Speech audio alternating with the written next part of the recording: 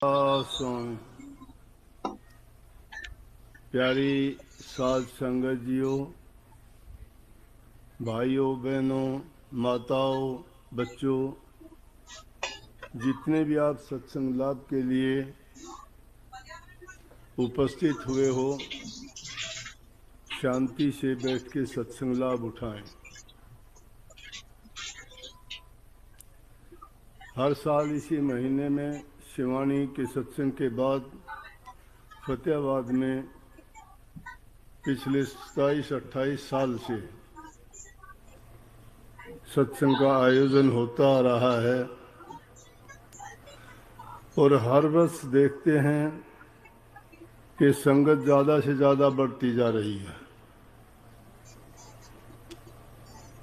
हम थोड़ी चालाकी भी करते हैं उसके लिए, फिर भी चालाकी क्या की? चालाकी ये की थी, बिना छुट्टी के दिन मैंने सत्संग जानबूझ के रखा था, नहीं तो 2 दिन बाद भी रख सकते थे, परंतु फिर भी कितनी संगत आई है, ये इस चीज को दर्शाती है कि इंसान भक्ति के प्रति कितना जागरूक हुआ है। दुनियादारी के सुखों को भी जान लिया, जीवन के बारे में भी समझ लिया, कटु सत्य क्या है,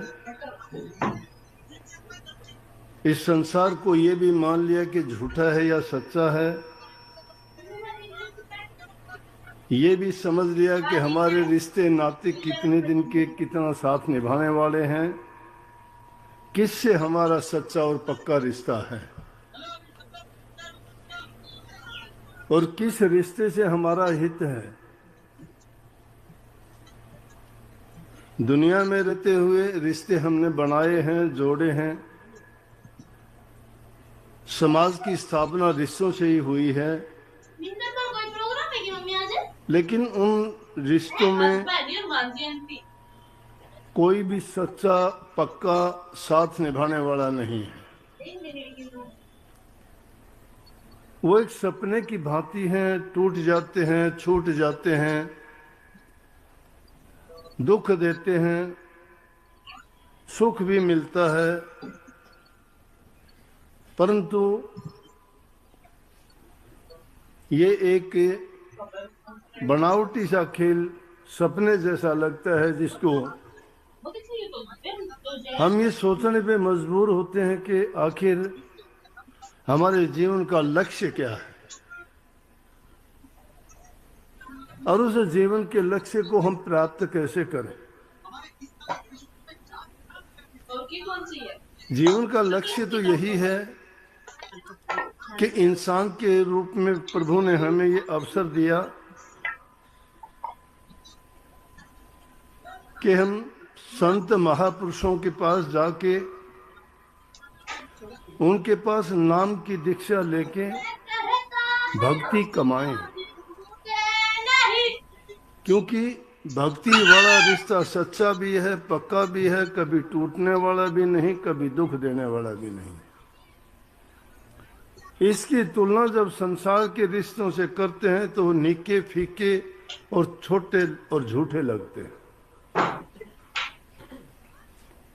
और जो इंसान सच्चाई के साथ आके, सच्चाई का मतलब तन मन और धन से संतों से जुड़ जाता है, संत उसको इस संसार सागर से, इस जन्म मरण के रोग से, दुख कष्टों भोगने वाली जेल से सदा के लिए छुटकारा दिला देते हैं। एक शायर ने लिखा है, जिंदगी ये आदमी मानंद मुर्ग खुशनुमा, बैठा किसी डाल पर चहचहाया और उड़ गया। यही जीवन की कथा है इंसान की। ये एक उस पक्षी की भांति है, मानंद मुर्गमुस एक पक्षी की भांति है। ये किसी पेड़ की डाल पर कुछ समय के लिए बैठता है, चहचहाता है। दुनिया में हम वही तो करते हैं, क्या नई बात है, ऐसा ही करते हैं और फिर छोड़ के चले जाते हैं, उड़ जाते हैं। ये कहानी है हमारी।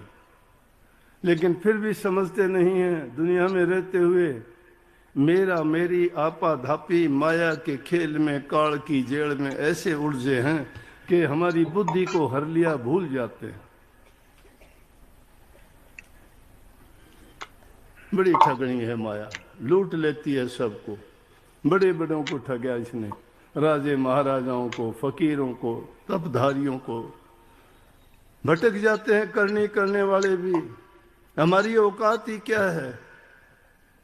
संतों की बात समझने में बड़ा समय लगता है। वो हमारे जैसे ही नजर आते हैं। सरगुण रूप में जब हाजिर होता है कोई तो उसको समझना बड़ा कठिन होता है। निर्गुण की तो पूजा रोजाना करते हो आप, देवी देवताओं को सबको मानते हैं जिनको कभी आंखों नहीं देखा, प्रतिमा बना बना के पूजते हो उनको। वो निर्गुण है, बोलते भी नहीं वो, चलते फिरते भी नहीं वो, कुछ कहते बताते भी नहीं वो। तुम्हारी आस्था के प्रतीक है, तुम्हारी आस्था है। सरगुण रूप में जो प्रगट रूप में आपको सब कुछ बताता है उस पर यकीन करना बड़ा मुश्किल है, क्योंकि वो सब काम आपकी तरह करता है। खाता है, पीता है, चलता है, बोलता है, हंसता है, दुख कष्ट खुशी सब महसूस करता है। ये सरगुण रूप है। संत सरगुण रूप में ही तो प्रकट होके हमें समझा सकते हैं। निर्गुण रूप वाले ने किसने कथा कही है आज तक? बताओ। कोई आके कहता है कि बरसों तक रोते रहो, तुम्हें ये पूछने वाला नहीं कि क्यों रो रहा है तुम। कितनी पूजा पाठ करो, कितने हवन करो, कौन पूछने वाला? कभी आके कहा है क्या? अपनी मन्नत अपने मन से मांग के पूरी करते हो, अच्छी बात है। मैं ये नहीं कहता, आस्था है हमारी, हमारे रीति रिवाज परंपराएं हैं, वो भी कुछ हद तक हमें फल देती हैं, हमारी श्रद्धा को विश्वास को दृढ़ करते हैं।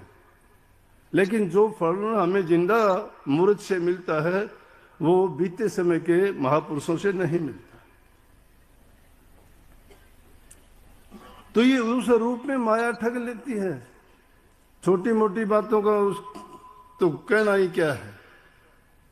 एक बहुत बड़ा सेठ था, रोजाना जब जाता बाजार में से